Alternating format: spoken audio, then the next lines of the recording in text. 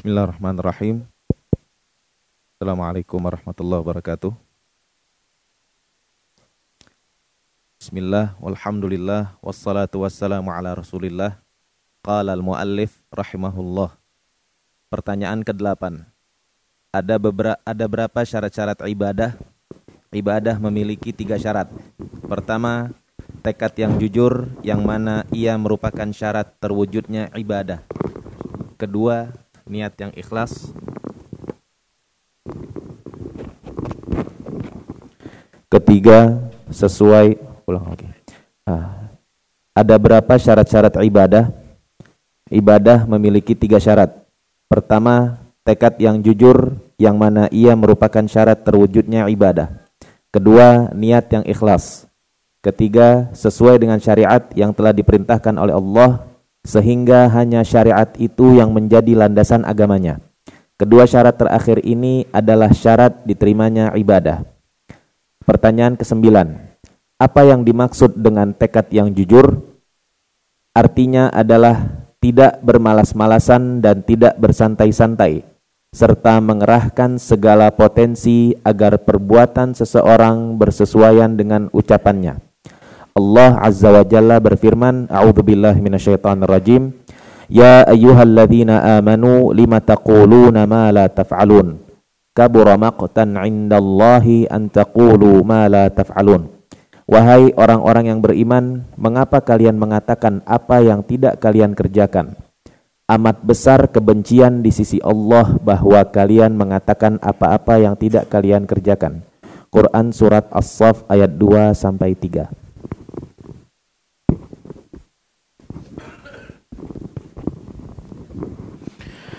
Bismillahirrahmanirrahim. Assalamualaikum warahmatullahi wabarakatuh. Alhamdulillah rabbil alamin, wassallallahu wasallam wa baraka ala abdihi wa rasulih nabiyina Muhammad wa ala alihi wa sahbihi ajma'in, amma ba'd. Ikhwah dan akhwat sekalian, barakallahu fikum. Penulis rahimahullahu taala memulai pertanyaan ke-8 dengan ada berapa syarat-syarat ibadah. Penulis di sini menyebutkan ada 3 syarat dalam beribadah kepada Allah Subhanahu wa taala. Yang pertama adalah tekad yang jujur, yang mana ia merupakan syarat terwujudnya ibadah. Ya. Berarti ada syarat munculnya satu ibadah dan ada syarat sahnya satu ibadah atau sahnya suatu ibadah.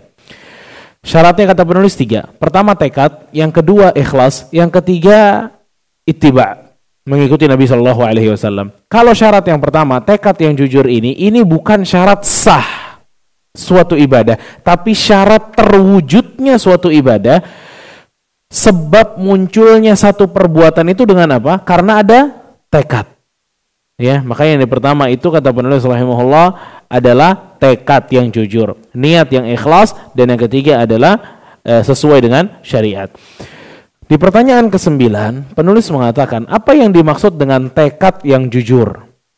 Apa yang dimaksud dengan sidqul azimah, tekad yang jujur? Penulis rahimahullahu taala beliau mendefinisikan, mengatakan huwa tarkut takasuli wat tawani wa badhlul juhdi fi an yusaddiqa qawlahu bi fi'lihi. Artinya, tekad yang jujur itu gak males-malesan, gak santai-santai, serta mengerahkan segala potensi agar perbuatan seseorang sesuai dengan ucapannya. Berarti jamaah sekalian barakallahu fikum, penulis di sini ingin mengatakan kepada kita bahwa Anda tidak akan pernah bisa beribadah kepada Allah selama Anda tidak memiliki tekad. Tidak ada keinginan, gak ada. Dan keinginan ini akan muncul pada saat Anda memerangi sifat apa? Malas. Malas sih mesti dihilangin. Makanya Imam Ibnul Qayyim mengatakan apa? Adamul qudrah al-ajzu wa adamul irada al-kasal.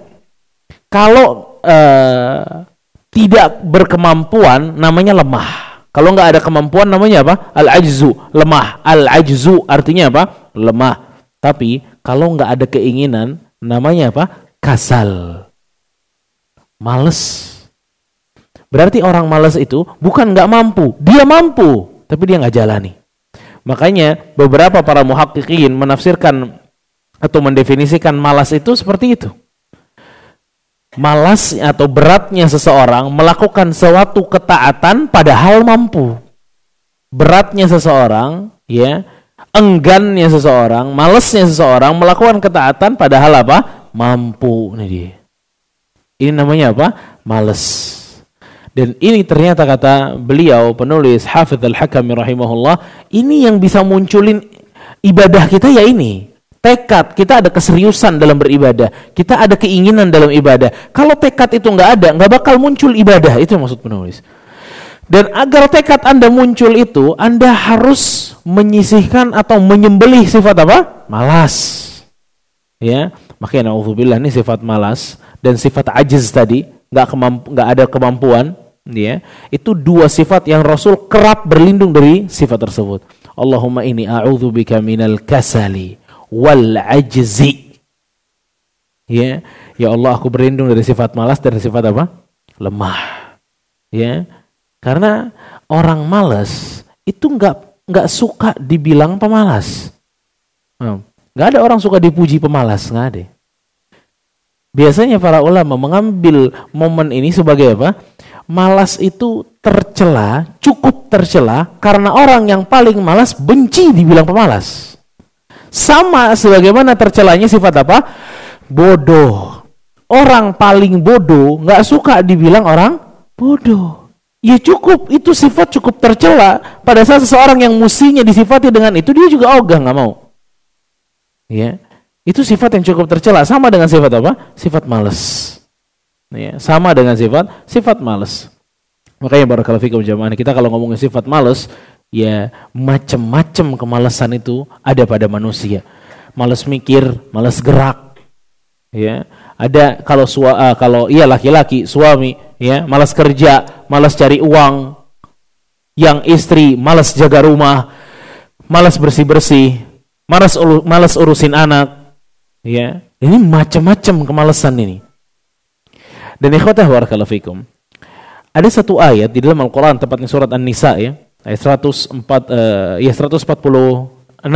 ya, atau 146 kalau tidak salah, 142,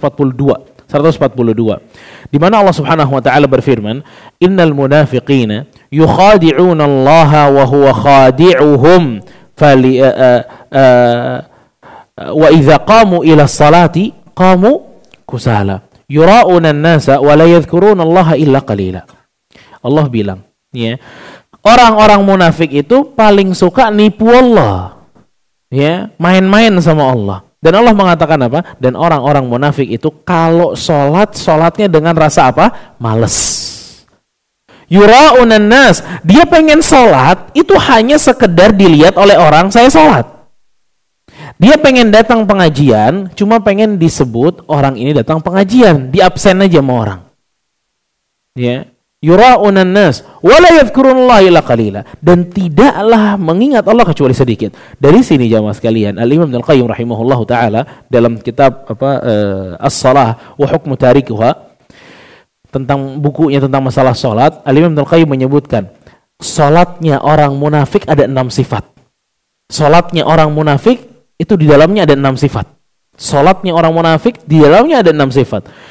Dan sifat yang pertama yang ada pada salatnya orang munafik adalah apa? Al-kasalu 'indal qiyami 'alaiha. Males. Salatnya apa? Males. Mau salat itu malesnya luar biasa. Dan ini sifat pertama orang munafikin dalam salat. Males luar biasa dalam salat. Gak ada semangat-semangatnya. Makanya Syekh Abdul Razzaq hafizahullah ta'ala, beliau mengatakan, Anda ini kalau jalan sholat ini harus dengan hati yang ceria, harus dengan hati yang semangat, jangan malas gitu loh. Kita ingin memberikan apa yang kita miliki kepada Allah subhanahu wa ta'ala, maka harus ceria, harus bersemangat. Subhanallah, luar biasa ya Pak. Sholat mesti semangat, padahal berat apa enggak? Kadang berat, kadang enggak. Orang munafik itu sholatnya malas. Itu sifat pertama mereka. Dan Imam Ibnu Qayyim rahimahullah ta'ala, dan sifat kedua mereka dalam sholat itu pengen dilihat orang. Pengen dilihat orang. Ini pasti begini sudah. Dia sholatnya males, pengen dilihat orang, ya, pengen dilihat orang. Yang kedua. Yang ketiga, ta'khiruha. Suka telat sholat. Sholatnya diakhirkan terus. Selalu diakhirkan. Selama masih bisa diakhirkan, akhirkan. Itu konsepnya dia.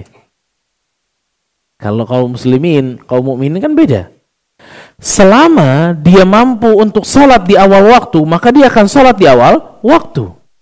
Kalau orang munafik beda. Selama masih bisa entar-entaran, maka sholatnya apa? Entar-entaran. Ini karakternya orang munafik dalam sholat. Wa naqruha. Dan yang keempat, cepat sholatnya. Subhanallah. Cepat sholatnya. Makanya Rasulullah SAW itu pernah dalam beberapa riwayat, tepatnya riwayat Ahmad, Rasulullah SAW pernah menghina adanya seseorang itu yanquru kanakril ghurab. Dia nunduk-nunduk dalam sholatnya itu seperti patukan burung gagak. Cepet banget. Ya, nggak ada burung gagak slow motion dalam matuk, nggak ada. Dia cepet emang. Pasti cepet. Ya. Nah ini ciri orang munafik. Yang keberapa tuh? 4. Yang kelima, ya, tidak ada kekhusyuan. Nggak ada khusyuk.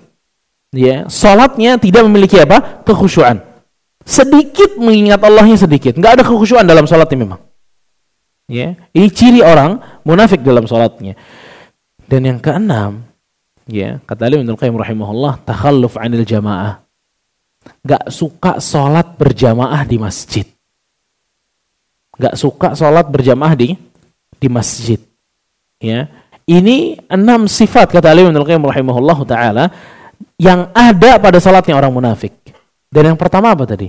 Al-kasal, malas. Makanya malas itu karakter yang nggak bisa lepas dari orang munafikin. Bahkan orang kufar sekalipun, jamaah sekalian, orang kufar sekalipun itu memang mereka memiliki sifat apa? Malas. Berapa banyak orang nggak mau ibadah itu alasannya macam-macam. Kalau kita telusuri lagi, malas sholat nih orang. Buat apalah sholat? Agama sama aja, sholat nggak sholat sama. Malas ente, nggak mau sholat emang. Banyak orang masalahnya dia apa? Malas.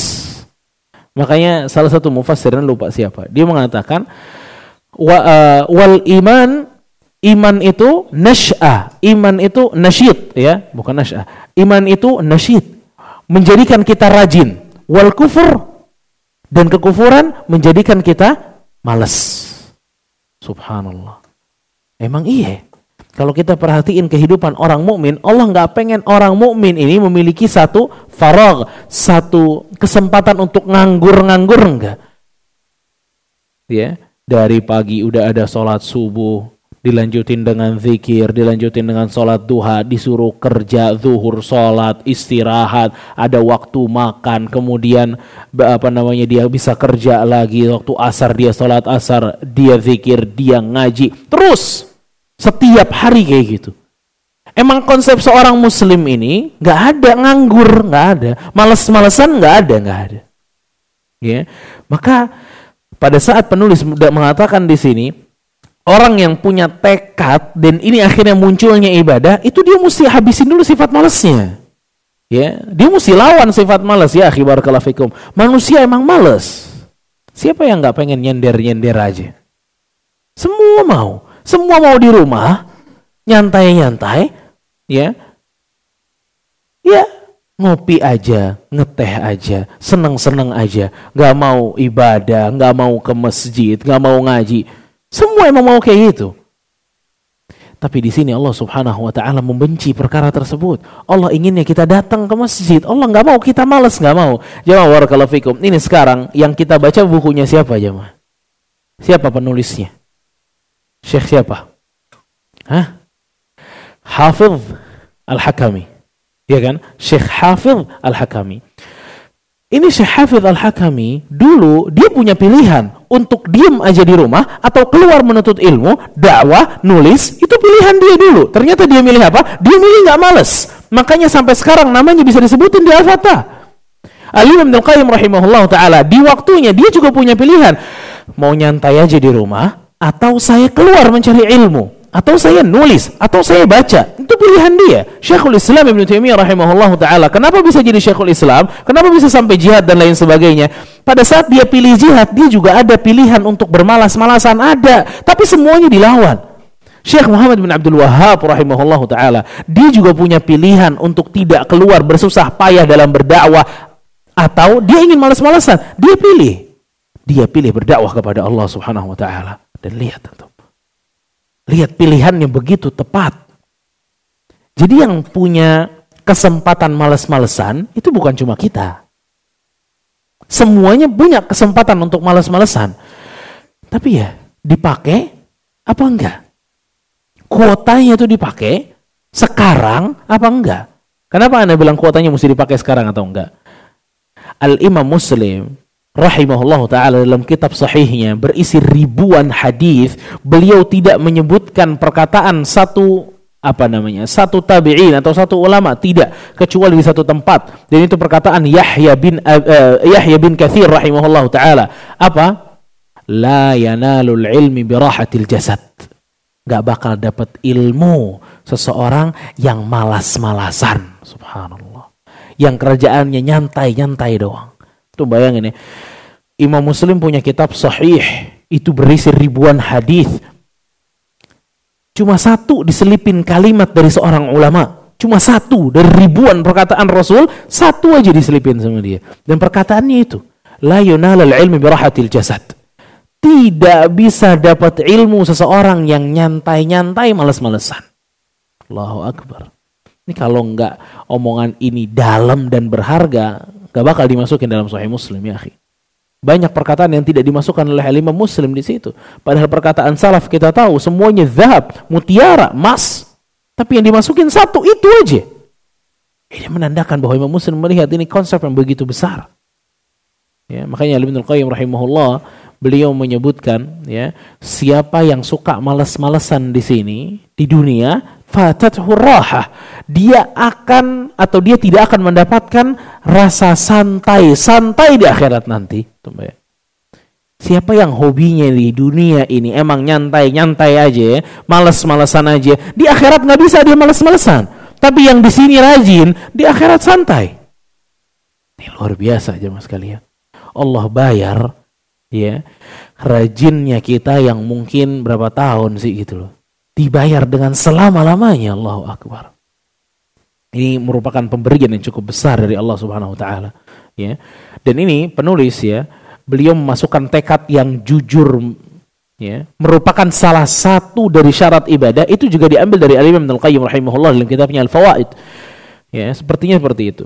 Al-Imam Ibnu Qayyim rahimahullah taala juga membicarakan tentang tekad yang jujur gitu. Bahwa seseorang itu emang pantas memiliki tekad yang jujur. Pada saat dia memiliki tekad yang jujur, dia punya tekad, dia punya keinginan. Maka keinginan yang dia miliki ini harus dilaksanakan dengan perbuatan. Makanya penulis bilangnya di sini apa? Tidak malas-malasan dan tidak bersantai-santai, serta mengerahkan segala potensi agar perbuatan seseorang sesuai dengan ucapannya. Jadi nggak modal semangat doang, tapi ada actionnya. Nggak cuma ngomong doang, tapi ada perbuatannya. Nah itu dia. Makanya jamaah barakallahu fikum, ya. Ini sifat malas dalam Islam ini dibenci banget gitu loh, ya. Dan sekarang dengan banyaknya walhamdulillah pengajian dan lain sebagainya, ada fenomena yang baru tentang malas. Bukan malas ngaji, bukan.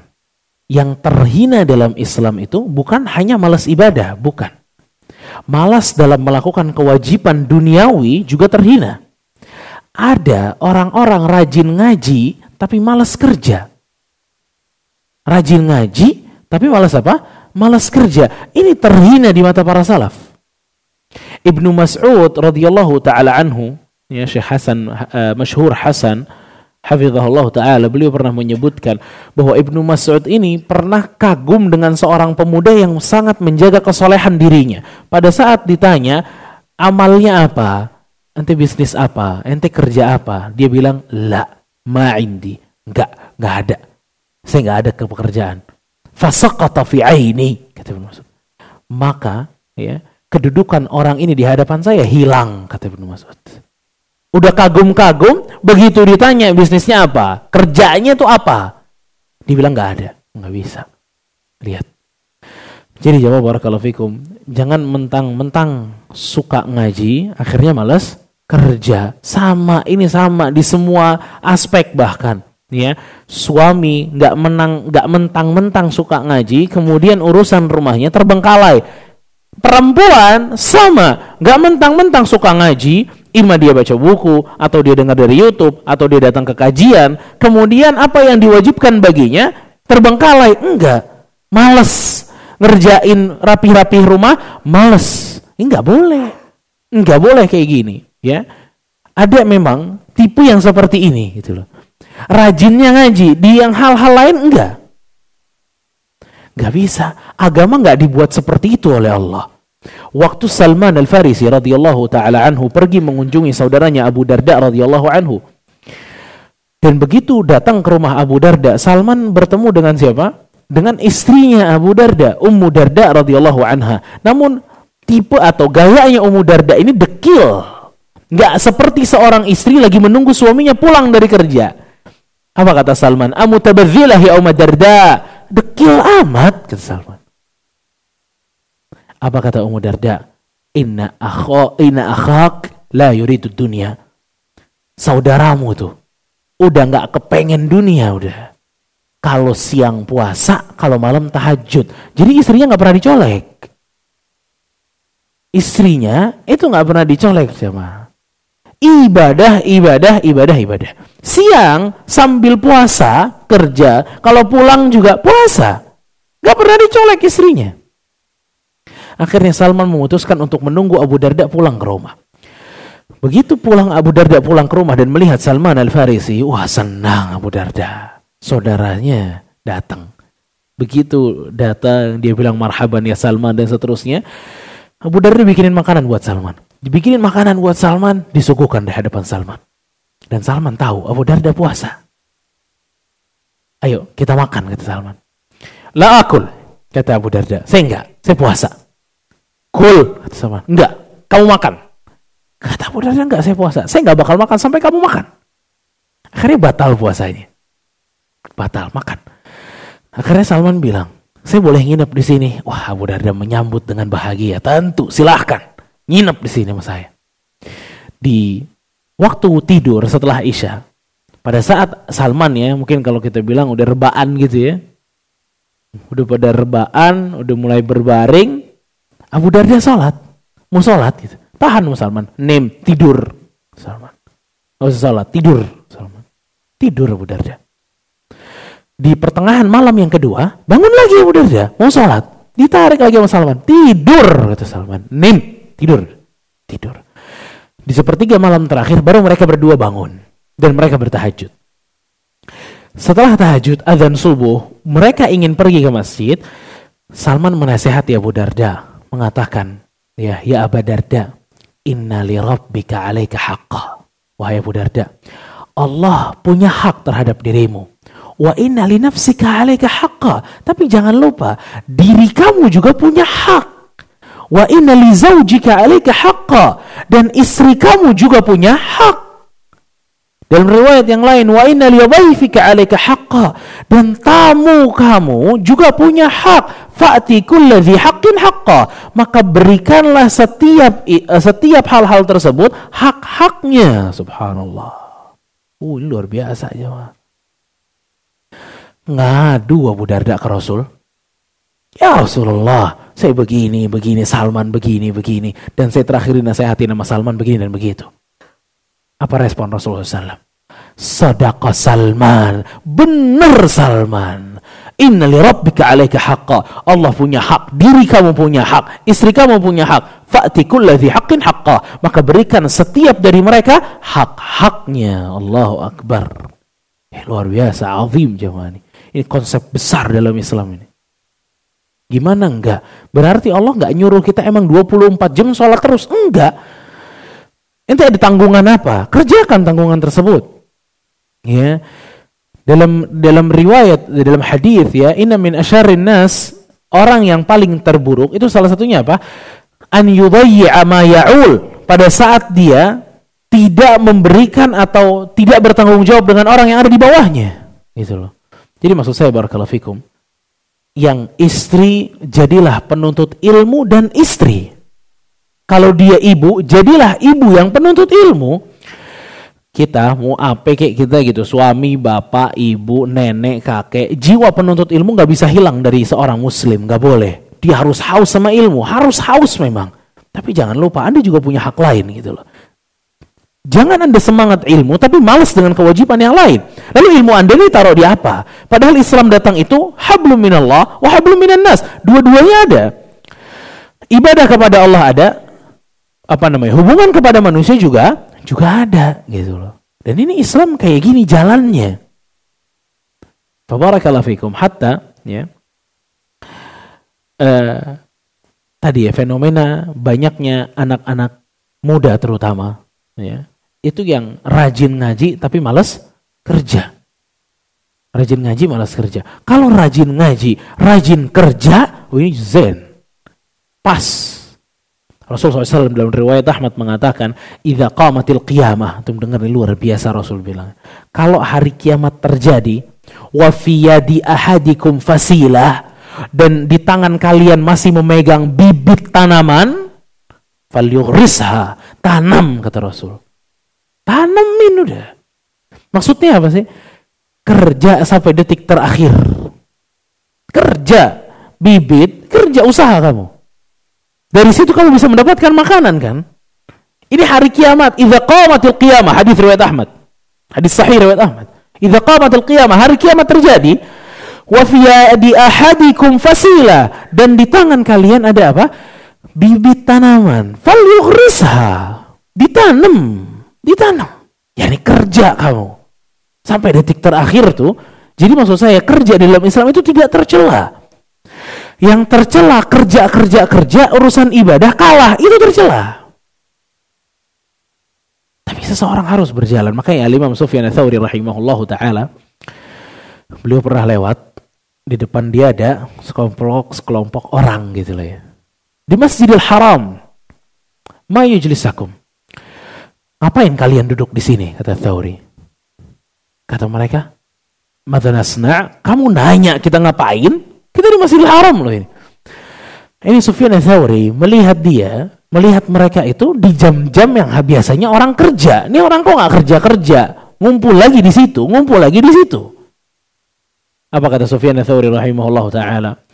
Utlubu min fadlillah wa la takuna 'iyalan 'alal muslimin. Kerja, jangan bikin berat kaum muslimin. Allahu akbar. Kerja, jangan bikin berat kaum muslimin. Allahu akbar. Ini orang di Masjidil Haram, jemaah. Tercela di mata para salaf pada saat mereka tidak memiliki apa? Satu pekerjaan yang dengan itu mereka bisa makan.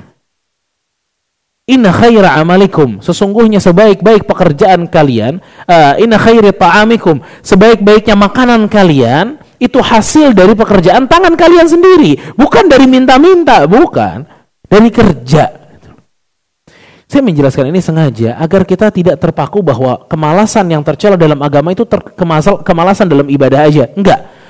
Kemalasan dalam hal-hal yang wajib untuk kita lakukan dalam hal duniawi pun tercela. Ya, sama tercela juga. Wal'iyadzam billah. Ya. Fa barakallahu fikum, itu pentingnya adanya apa? Tekad yang jujur, ya, tekad yang jujur. Lanjut. Pertanyaan ke-10. Apa arti niat yang ikhlas?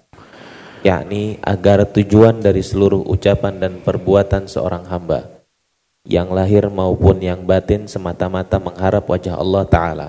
Allah Subhanahu wa Ta'ala berfirman, A'udzubillahi minasyaitonirrajim. Wa ma umiru illa liya'budullaha mukhlishina lahuddina hunafa. Padahal mereka tidak disuruh kecuali supaya menyembah Allah dengan memurnikan ketaatan kepadanya dalam menjalankan agama yang lurus. Quran Surat Al-Bayyinah ayat 5. Allah Azza wa Jalla juga berfirman, Wa ma li ahadin indahu min ni'matin tujza illa ibtigha'a wajhi rabbihil a'la. Padahal tidak ada seorang pun memberikan suatu nikmat kepadanya yang harus dibalasnya, tetapi dia memberikan itu semata-mata karena mencari keridhaan Rabb-Nya yang Maha Tinggi. Quran Surat Al-Lail ayat 19-20. Allah Ta'ala juga berfirman, Innama nut'imukum liwajhillah la nuridu minkum jazaan wala syukuran. Sesungguhnya kami memberi kalian makanan hanya untuk mengharapkan keridhaan Allah. Kami tidak menghendaki balasan dari kalian dan tidak pula ucapan terima kasih. Quran Surat Al-Insan ayat 9. Allah Subhanahu wa taala berfirman, "Man kana yuridu harthal akhirati nazid lahu fi harthih, wa man kana yuridu harthad dunya nu'tihi minha wa ma lahu fil akhirati min nasib." Barang siapa yang menghendaki keuntungan di akhirat, akan kami tambah keuntungan itu baginya. Dan barang siapa yang menghendaki keuntungan di dunia, kami berikan kepadanya sebagian dari keuntungan dunia. Dan tidak ada baginya suatu bahagian pun di akhirat. Quran Surat Asy-Syura ayat 20. Dan banyak lagi ayat lain yang semakna. Ya, barakallahu fikum. Penulis sekarang masuk kepada bagian yang dari syarat ibadah, bagian yang kedua. Setelah tekad yang jujur, ya, yang kedua adalah apa? Ikhlas. Ya, dan pembahasan ini pembahasan yang cukup ikhlas ini pembahasan yang cukup sering dibahas. Dengan keseringan itu, tetap kita nggak bisa ngeklaim kita orang yang paling ikhlas walaupun paling sering baca surat Al-Ikhlas. Ya, hatta dengar kajian tentang ikhlas sering, cuma sulit untuk kita mengatakan ikhlas. Fabarakallahu fikum jamaah sekalian, dan wallahu a'lam ya, ada atau tidak ya satu kelompok ya selain Ahlus Sunnah wal Jamaah yang kerap memperingatkan para manusia tentang ikhlas sebagaimana para Ahlus Sunnah memperingatkan manusia tentang ikhlas. Dalam ibadah harus ikhlas, harus murni mengharapkan apa yang di sisi Allah Subhanahu wa taala, enggak boleh ada penglihatan mengharapkan pujian manusia dan seterusnya. Ya, fala haula wala quwata illa billah. Apa itu ikhlas? Huwa an yakuna muradul 'abdi bi jami'i aqwalihi wa a'malihi adh-dhahirati wal batinah ibtigha'a wajhillah. Ikhlas itu adalah tujuan dari segala ucapan dan perbuatan seorang hamba yang lahir, yakni yang nampak maupun yang batin, semata-mata mengharap wajah Allah Subhanahu wa taala. Apa yang Anda lakukan, yang Anda harapkan adalah ridhonya Allah Subhanahu wa taala. Ibadah yang Anda lakukan, mau ibadah perbuatan, mau ibadah perkataan, ya, itu Anda harapkan ridhonya Allah Jalla wa ala, wajahnya Allah Subhanahu wa taala. Dan harus apa? Dan harus murni. Ya, dan harus murni. Ibadah yang kita lakukan ini memang untuk Allah Subhanahu wa taala. Ayat-ayat yang dibawa oleh penulis rahimahullah taala, ini ayat-ayat yang juga enggak asing bagi telinga bapak-bapak dan ibu-ibu sekalian ini. Ya. Pertama surat Al-Bayyinah ayat kelima. Wa ma umiru illa liya'budullaha mukhlishina lahud-din hunafa. Mereka itu enggak pernah diperintahkan beribadah kecuali ibadahnya dengan ikhlas. Harus ibadahnya dengan apa? Dengan ikhlas. Apa yang kita harapkan adalah apa yang di sisi Allah Jalla wa ala, bukan yang lain. Ya. Wa ma li ahadin, dan ayat berikutnya, wa ma li ahadin min ni'matin tujza illa ibtigha'a wajhi rabbihil a'la. Padahal tidak ada seorang pun memberikan suatu nikmat kepadanya yang harus dibalasnya. Ayat ini turun untuk Abu Bakar radhiyallahu anhu. Jadi Abu Bakar ini jamaah sekalian, dia royal abis gitu loh dalam sedekah. Dalam ngebantu nih luar biasa. Dan yang dibantu sama dia bukan cuma masjid doang atau TPA doang, kaum muslimin secara personal pun dibantu.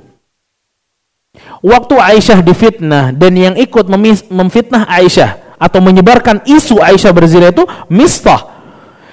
Mistah ini dapat uang bulanan dari Abu Bakar. Dapat uang bulanan, ini per orang juga dikasih sama Abu Bakar, perlu dia, per orang dikasih. Sampai begitu tahu bahwa salah satu penyebar isu Aisyah berzina, Mistah, apa kata Abu Bakar radhiyallahu anhu? La unfiqu alaihi abadan. Saya berhentiin uang bulanannya, saya nggak bakal lanjutin selama-lamanya. Namun turun ayat yang mengatakan, ya, maafkanlah ya, Anda lupa ayatnya. Maafkanlah dia jika kamu ingin diampuni oleh Allah. Lihat. Apa kata Abu Bakar? Wallah, saya akan terusin uang bulanannya dan gak bakal berhenti selama-lamanya. Dan kalau antum perhatiin ayat ini, jamaah barakallahu fikum. Allah tuh bilang, wa ma li ahadin indahu min ni'matin tujza. Abu Bakar nih kalau ngasih bukan pengen ngarep balas budinya dia. Jadi sebenarnya Abu Bakar nggak mau itu. Banyak orang yang dikasih sama Abu Bakar nggak enak. Gue belum bisa balas nih, gitu loh. Walaupun memang konsepnya dalam Islam kalau ada seseorang bantu kita, fakafi'u kata Sallam, balas, itu konsepnya. Tapi orang yang ngasih itu nggak ngalap balasan Anda. Ini Abu Bakar nih. Ini Abu Bakar jemaah. Bukan yang lain ya. Ini Abu Bakar.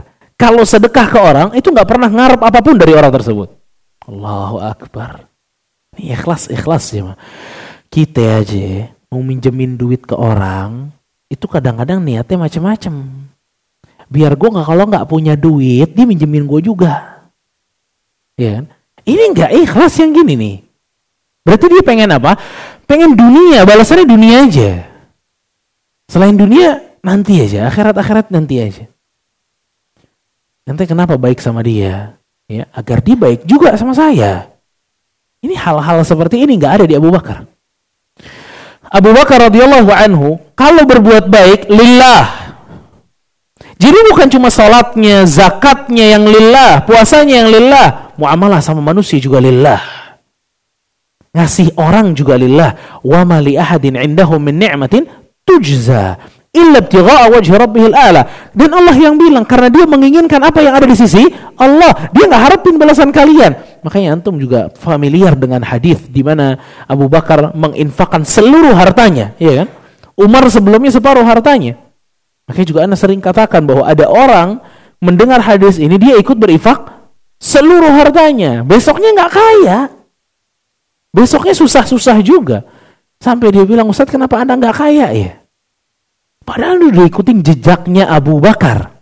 Ittiba dengan Abu Bakar. Abu Bakar kan infak semua hartanya. Anda semua. Dia benar semua aja. Itu bayangin, ini orang semua gara-gara dengar Abu Bakar. Yang mukadimahnya kan Abu Bakar pedagang besar, kaya raya, sedekah banyak. Jadi yang dia inginkan apa? Kalau Anda sedekah 1.000, Allah balas 10.000. Kalau Anda sedekah 10.000, Allah balas 1 juta dan begitu. Ini kalau gue sedekahin semua harta, berarti Allah akan balas berkali-kali lipat buat saya. Sebagaimana Allah balas siapa? Abu Bakar. Ternyata zong, 0. Nggak tahu hari ini kaya apa enggak juga Anda nggak tahu nih orang gimana. Ya. Tapi intinya dia merasa salah pada saat dia mengeluarkan seluruhnya untuk sedekah. Dan dia mengharapkan apa? Jejaknya, dia mengikuti jejaknya Abu Bakar. Tapi ada yang lupa. Jejak ikhlasnya Abu Bakar nggak diikutin. Ini memang kadang miss di kita di sini gitu loh. Kita itibaan insya Allah lah. Dalilnya mana?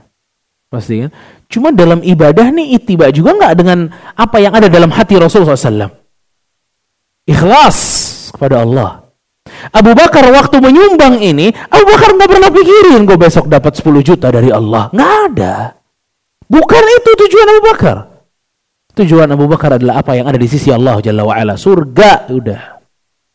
Ini bedanya. Pada saat kita nyumbang, kadang kita ngarepin balasan yang lebih besar nanti nih di dunia. Di dunia. Padahal di ayat yang terakhir itu surat Asy-Syura itu, man kana yuridul harthal akhirati nazid lahu fi harthihi. Barang siapa yang menghendaki keuntungan di akhirat, dia pengennya untungnya di akhirat dari amalannya. Apa kata Allah? Nazid lahu fi harthihi. Kita tambahin, kata Allah. Kita tambahin. Tapi kata Allah, wa man kana yuridul harthad dunya nu'tihi minha. Tapi kalau Anda dalam amalan Anda ingin dunia, kami kasih. Separuhnya kami kasih. Separuhnya kami kasih. Dibalas sama Allah cuma separuh. Wa ma lahu fil akhirati min nasib. Tapi di akhirat jangan cerita apa-apa, kata Allah. Selesai. Na'udzubillah jamaah. Ya. Dan kalau hartanya Abu Bakar radhiyallahu anhu, ini memang harta yang paling paling bermanfaat untuk Rasul sallallahu alaihi wasallam. Kita bisa katakan Abu Bakar tuh donatur dakwahnya Rasul yang utama dia. Ya. Selain Khadijah adalah Abu Bakar radhiyallahu anhu. Ya, adalah Abu Bakar radhiyallahu anhu. Donatur yang cukup besar ini untuk dakwahnya Nabi sallallahu alaihi wasallam. Ya. Dan bagaimana ya orang kalau jadi donatur bisa sampai kayak Abu Bakar sebenarnya. Asal apa? Asal niatnya juga sama dengan Abu Bakar. Niatnya juga sama dengan Abu Bakar radhiyallahu anhu. Ini luar biasa Abu Bakar ini. Bahkan Rasul sallallahu alaihi wasallam mengatakan apa? Dalam bahasa Indonesianya, setiap harta yang membantu saya, kata Rasul, faqad kafa'tuhum. Saya udah balas semuanya. Ila mala Abu Bakar. Kecuali harta Abu Bakar ini susah buat dibalas. Allah yang balas dia. Allahu Akbar. Allah yang balas dia. Tuh bayangin. Bagaimana kemurnian hati dari sahabat yang mulia Abu Bakar radhiyallahu anhu. Bahwa yang beliau inginkan itu bukan dunia sama sekali. Tapi apa? Ikhlas lillahi ta'ala. Ya. Juga ayat yang hampir mirip dalam surat Al-Isra ayat ke-18. Man kana yuridul ajilata ajjalna lahu fiha ma nasha' liman nurid thumma ja'alna lahu jahannama yaslaha madhmuman madhura. Allah Subhanahu wa taala mengatakan, siapa yang ingin ajilah. Ajilah itu dunia, tapi Allah bahasakan dengan apa? Ajilah, yang cepat. Siapa yang mau kalau beramal langsung dibalas di dunia. Kalau beramal mau dibalas di dunia. Ajalna lahu fiha ma nasha. Kita kasih kata Allah. Tapi di akhirat dia akan mendapatkan jahannam. Nauzubillah. Dan antum jemaah barakallahu fikum, ini ayat surat Syura ayat 20, surat Al-Isra ayat 18. Itu surat yang turun untuk kaum muslimin. Untuk kaum mukminin yang mereka dalam beribadah kepada Allah tidak ikhlas mengharapkan apa yang ada di sisi Allah Subhanahu wa taala. Ya. Fa barakallahu fikum, ini udah masuk waktu azan. Kalau ada yang pertanyaan bisa ditulis, selalu dikirimkan ke depan. Yang akhwat mungkin bisa dilempar ke bawah ya. Barakallahu fikum, silakan. Baik, barakallahu fikum. Bismillahirrahmanirrahim. Dan ayat yang dalam surat Al-Isra ayat 18, juga surat Asy-Syura ayat 20. Itu ayat-ayat justru turun kepada orang-orang mukminin, kata sebagian para mufassirin. Man kana yuridul ajilata ajjalna lahu fiha. Siapa yang pengennya dibalas di dunia aja, Allah akan berikan itu. Tapi di akhirat enggak dapat apa-apa. Subhanallah. Ya barakallahu fikum, memang ini hal yang sangat tipis tapi cukup menyeramkan masalah ikhlas ini. Seorang seperti Sufyan Ats-Tsauri rahimahullahu taala, beliau mengatakan, ma alajtu syai'an ashadda min niyati. Tidaklah ada sesuatu yang paling sulit untuk aku sembuhkan kecuali apa? Niatku. Li'annaha tataqallaba alai. Karena selalu ganti-ganti, kata dia. Nanti ikhlas, nanti enggak, nanti ikhlas, nanti enggak. Ya, fal haula wala quwata illa billah. Padahal kita tahu ya bahwa Allah tidak akan menerima kecuali yang ikhlas untuknya. Allah tidak akan menerima kecuali yang ikhlas untuk Allah Subhanahu wa taala. Ya, Anda ingat ada satu penggalan nasihat dari Syekhuna Syekh Saleh Sindi hafizahullahu taala. Beliau mengatakan dalam kalimatnya yang cukup singkat, istarih nafsaka minan nas. Istirahatkan diri Anda dari manusia. Madahuka au dhammuk. Mau manusia memuji kalian ataupun menghina kalian, istirahatkan hati Anda dari manusia. Fokuslah ibadah kepada Allah. Kalau ibadah, kebaikan, fokus apa yang ada di sisi Allah. Istirahatkan hati Anda dari manusia. Jangan memusingkan apa yang dikatakan manusia. Karena gak ada yang pernah berhenti. Manusia akan terus berbicara. Kalau kita ngurusin pembicaraan mereka, kapan kita mau beramal? Maka kalimat yang Anda rasa ini luar biasa. Istirahatkan hati Anda dari manusia. Capek ngurusin orang. Urusin diri kita, fokus ibadah kepada Allah Jalla wa'ala. Manusia, kalau muji Anda setinggi-tingginya, itu gak menjadikan Anda masuk surga dengan pujiannya. manusia menghina Anda dengan sehina-hinanya, hinaan dia tidak akan menjadikan Anda masuk neraka. Gak. Siapa dia gitu? Dia nggak punya surga, dia juga nggak punya neraka. Dia sedikit pun tidak akan mampu ya memberikan tiket ke surga bagi kita. Nggak mampu jamaah. Wala tiket kepada neraka nggak ada yang mampu. Itu semua Allah Jalla wa'ala. Istarih nafsak minan nas. Jangan capein diri karena manusia udah. Beramal bismillah. Fokus dengan ibadah kita. Fokus dengan apa yang Allah Jalla wa'ala inginkan untuk kita lakukan udah. Ya. Jadi ini ayat-ayat ya yang memberikan konsep besar pada kita. Jadi gini, Allah tuh nggak sepelit mungkin apa yang kita bayangkan. Mungkin pada saat ini kalau kita berharap akhirat terus di dunia kita bakal belangsak ya, bakal miskin ya, bakal minjem duit terus ya, bakal ngutang terus ya. Enggak. Emang ada sejarahnya. Orang suka sedekah dengan ikhlas tapi miskin? Enggak ada jawabannya. Enggak ada jemaah. Orang sedekah pengen kaya, nah itu baru ada gagal. Makanya ana dan mungkin juga antum sekalian, kita jangan kebiasaan diiming-imingi oleh perkara dunia terus baru mau. Ya. Selalu mesti ada perkara dunia baru mau beramal. Perkara dunia baru mau amal. Ya, bahkan ada orang ya, itu sholat aja, sholat nih. Itu pada saat dia mau sholat itu, yang mendorong dia mau sholat adalah gerakan sholat itu kalau sujud darah bisa mengalir, memberikan kesehatan kepada kita. Lah syekh. Cuma itu yang Anda inginkan dalam sholat Anda. Anda nggak kepengen itu, dapat.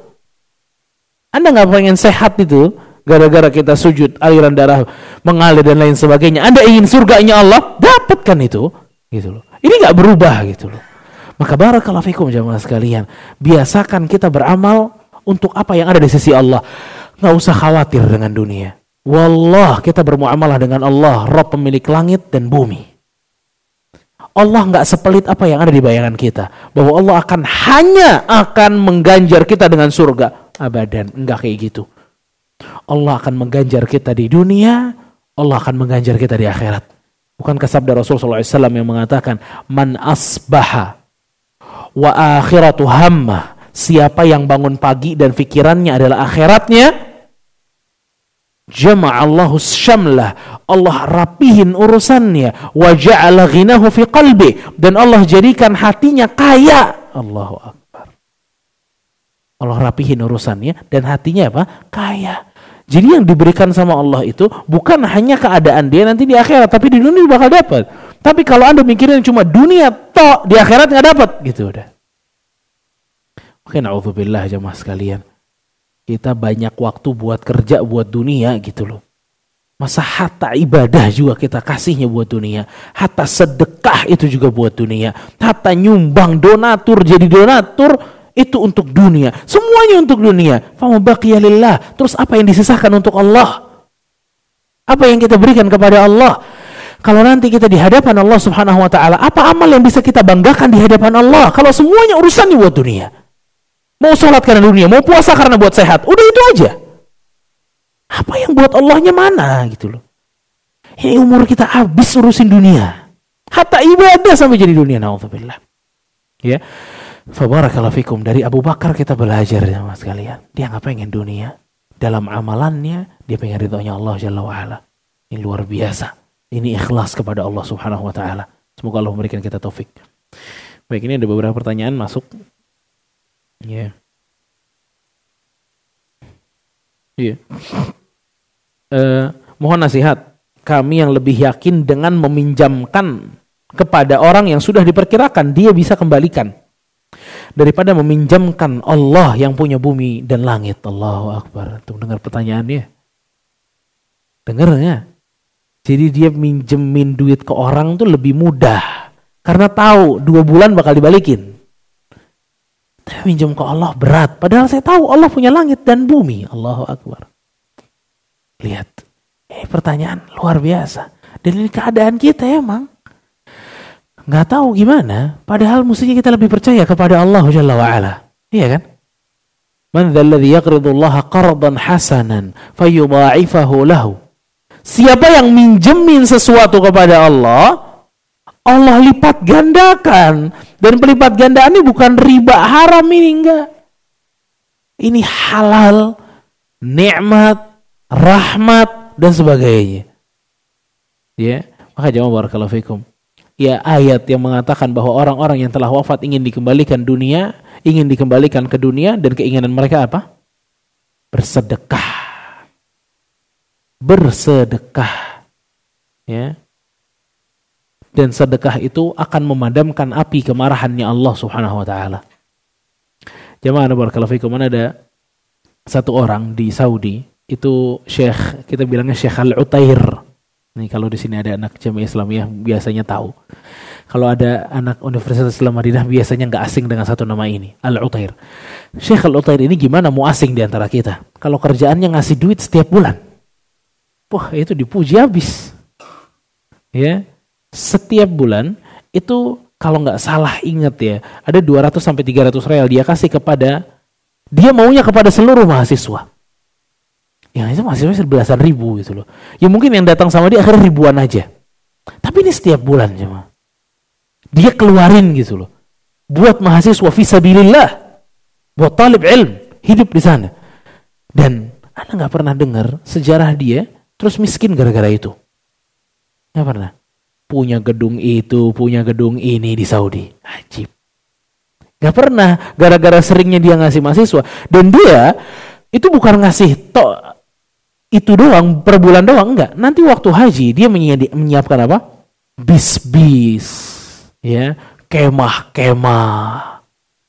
Antum kemah haji ada Baskin Robbins-nya. Ajib nggak? Balas tuh, gratis. Di sini mahal banget tuh, ini gratis. Hajian yang dikasih juga orang-orang susah gitu loh. Maksudnya para mahasiswa nggak ada duit gitu loh. Jadi dia ngasih dan dia spesial gitu loh. Bukan terus ngasih menghinakan orangnya, enggak.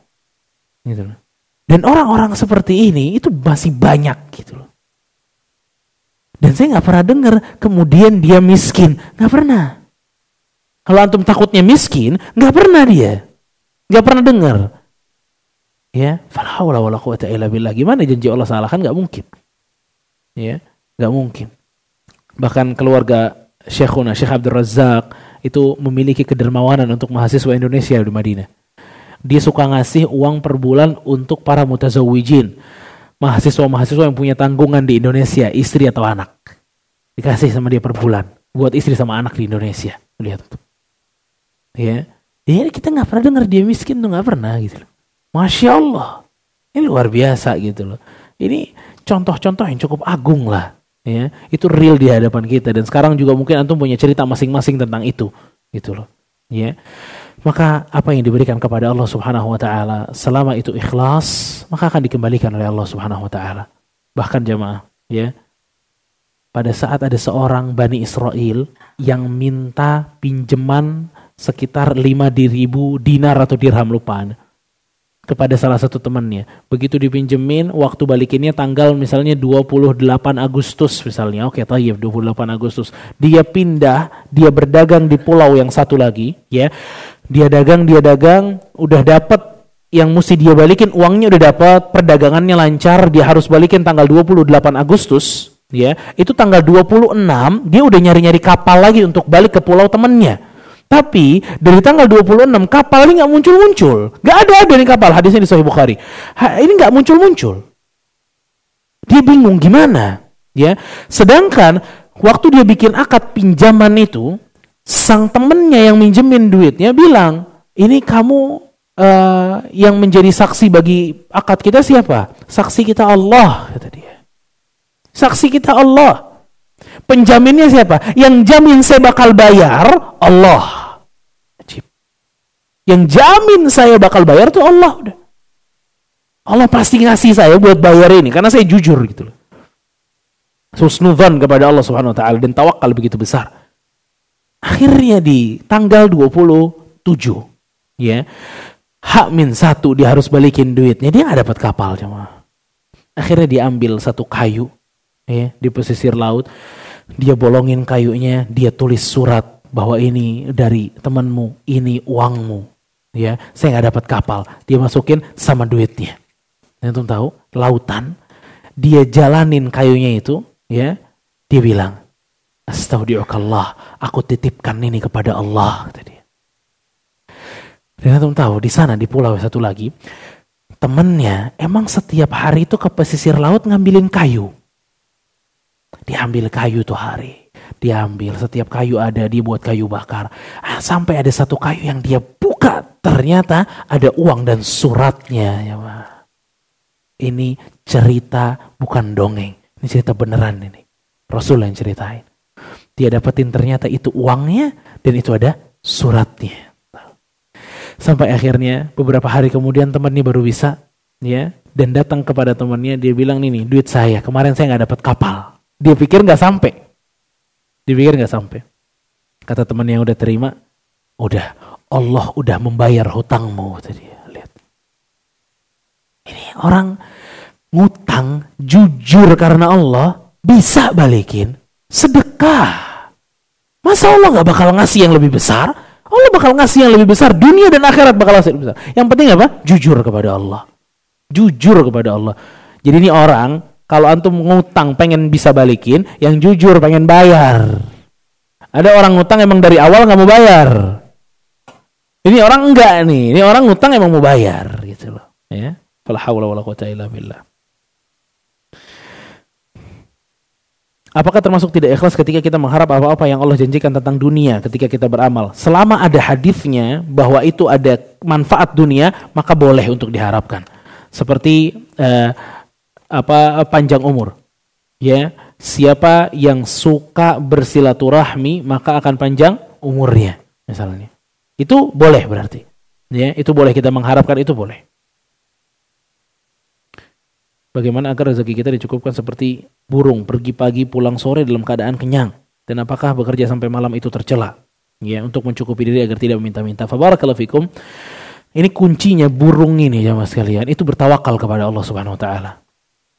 Dan tawakal itu adalah apa? Ittirabun. Kata Ibnu Qayyim rahimahullah, ittirabun bila sukun wa sukunun bila ittirab. Bergerak tanpa henti dan tenang tanpa guncangan.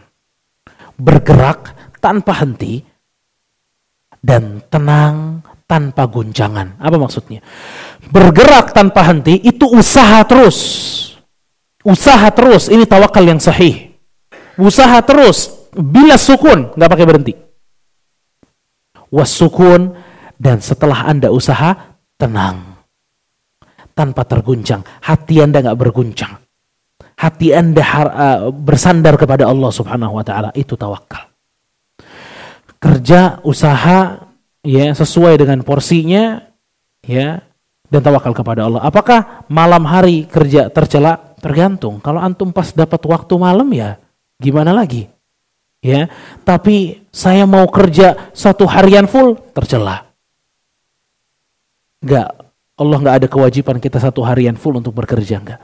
Semua ada waktu-waktunya sebagaimana hadis Salman dan Abu Darda radhiyallahu taala anhu. Barakallahu fikum. Mudah-mudahan kita diberikan taufik oleh Allah Subhanahu wa taala. Subhanakallahumma bihamdika asyhadu an la ilaha illa anta astaghfiruka wa atubu ilaik. Wassalamualaikum warahmatullahi wabarakatuh.